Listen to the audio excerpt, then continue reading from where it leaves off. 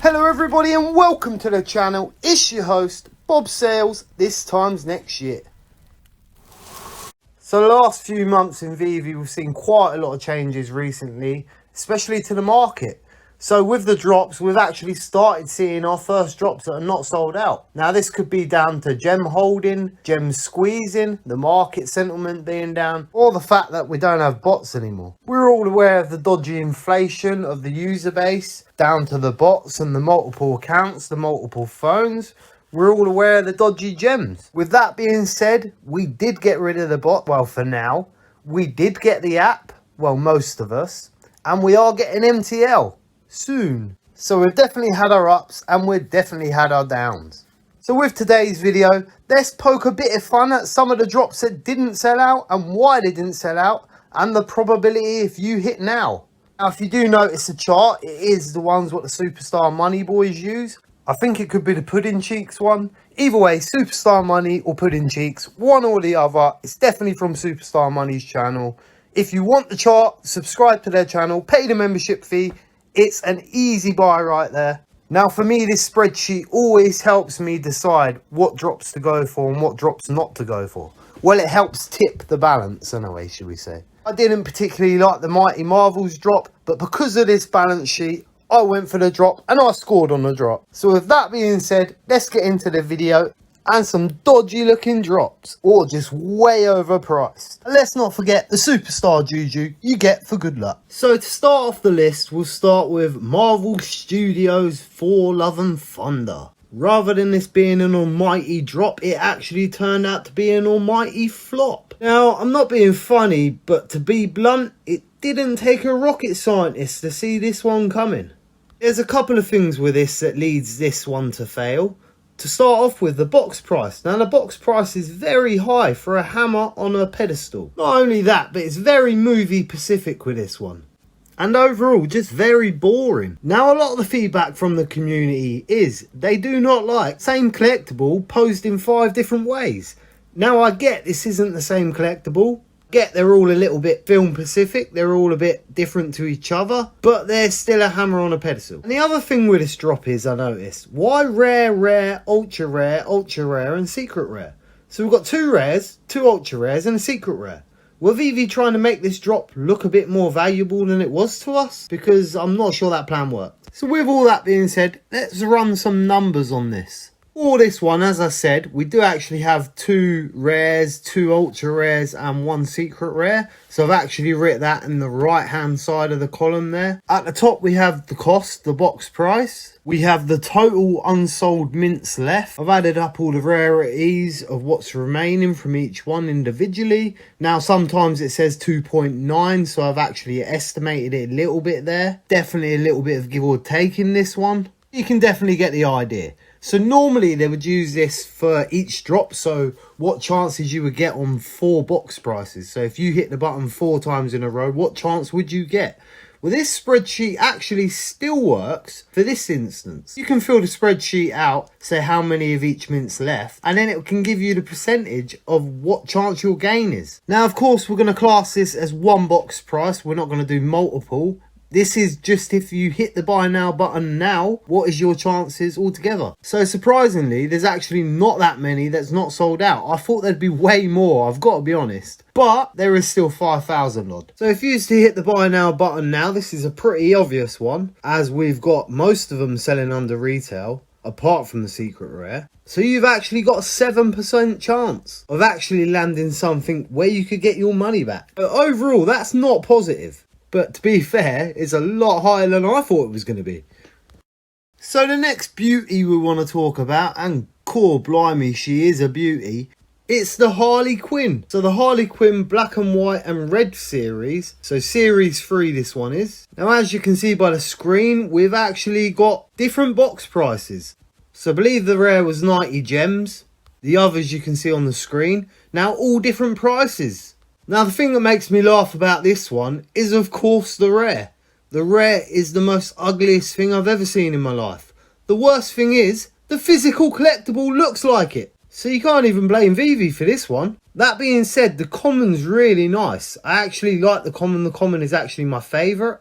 I actually went for the common and got the common on the drop. Now off the top of my head, I can't actually remember what I done with it, what I sold it for. It was definitely the nicer one. With these collectibles, there was quite a few additions with them. Again, not the best for the current market we were in at the time. The box price was way too high for the time. Now the common for 40 gems, that's worth 40 gems. 50 gems at a push, but 70 gems, 90 gems is a bit of a struggle. But the 90 gems, of course, being the ultra rare, it was going to sell out for that. Now, the big problem with this drop is we did have a lot of Harleys already. This is not an FA Harley. We also are quite saturated in the app with Harley Quinns. So there was roughly 16,000 for sale, and there's still 10,000 left. So overall, this drop did not do great. With this one, I don't even actually need to do the numbers with this one. Now, of course, the spreadsheet won't work, but of course, everything is selling below box.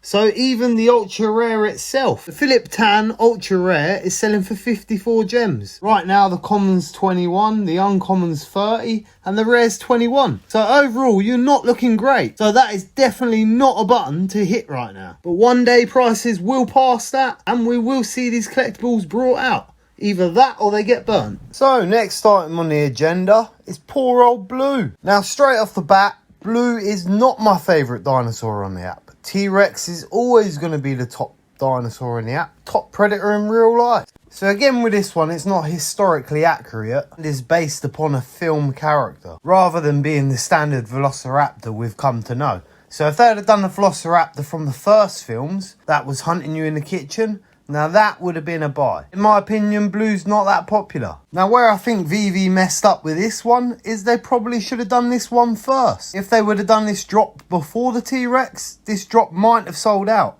But because of the T-Rex, that's 100% why it didn't sell out. Now if you can get a T-Rex for the same box price, why would you not do that? And it's very movie specific. Now the T-Rex, for instance, is generic. Again, we do get the common pattern of 4 rarities, different poses. Now again, 2 are animated, so that makes a bit of a difference. But in this case, it didn't do a lot. As you can see on the screen with this one, we can actually use the superstar table. Now with there being only 4 rarities, I've only filled out 4 rarity boxes, but the table still should work the same. Again, this is basing it off the additions we have left. Of course, a number of variations for each rarity. Again, we have the floor price of each rarity too, as you can see, and the probabilities are not great to make profit. So your chances again are 13% on this one. And with the animated rare T-Rex on the market available for around about 35 gems, I can't see this selling out anytime soon. Again, if the drops were switched around, if you got the T-Rex second, this definitely would have sold out in my opinion. Let me know your thoughts on this issue, guys. Do you reckon it would have sold out if it was first, or do you reckon it would have been the same? And again, if it was a stereotypical velociraptor, I think it would have done better. So I don't want to make this video too long, guys, so we'll move on to the next. So I think you know what's coming next. The Great Alpha Flight 106. Now I won't spend too much time on this one because I've already talked about it a few times.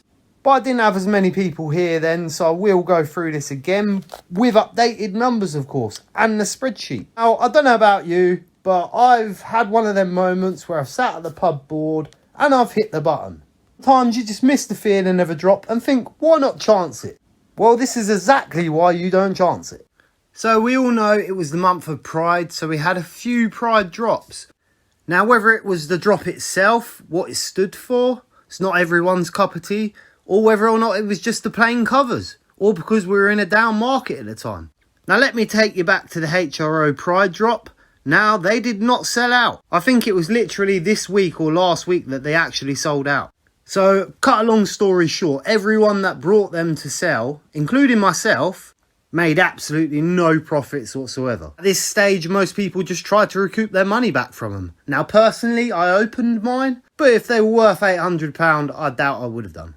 So that definitely set a precedent in my belief. Had the Da Vinci drops, and yes, that's how English people say Da Vinci. Now, that drop itself had its own issues, but we all know about that, so we won't go into that. So back to Alpha Flight itself, the numbers. So let's do the numbers, run the numbers. So as you can see, you've got pretty much no chance of making any profit the way things sit with this one. But eventually the comics in the app will reach this price maybe. They do have very thin floors because of this. So after that, the box price will start getting brought. And not only that, there's people like me where sometimes you just want to hit the button. But as you can see by the spreadsheet, it's probably not a good idea. So of course, there is one drop we need to talk about. There's one more left in the store. Now it's the cabbage, the lettuce, the moonflower. Now I have noticed with these drops, they are always kind of expensive, on the expensive side. Now these ones were a bit cheaper in places, so the pictures were a bit cheaper for sure. But the lettuce, what an absolute joke. Personally, I thought it was quite bad we got the vulture in a different colour. But 77 gems for that? Come on, I think you're having a laugh. You can buy a box price T-Rex for 50. So I think it's pretty safe to say that one's going to be there a while. Although looking at the edition sizes, there's only 437 left, which is not overly huge numbers. I mean, this is out of 3,000. Now I must say, I've read the description multiple times today and I can still not get my head round the meaning of the moonflower. I really can't. So as I say, I do apologise if you've seen a similar video before, but I have actually updated it. I have actually used a spreadsheet and you can actually hear me this time because I'm not dying of flu. So with all that being said, thank you for your time. As always, I've been your host, Bob Sales. This time next year, we will be millionaires. A peace.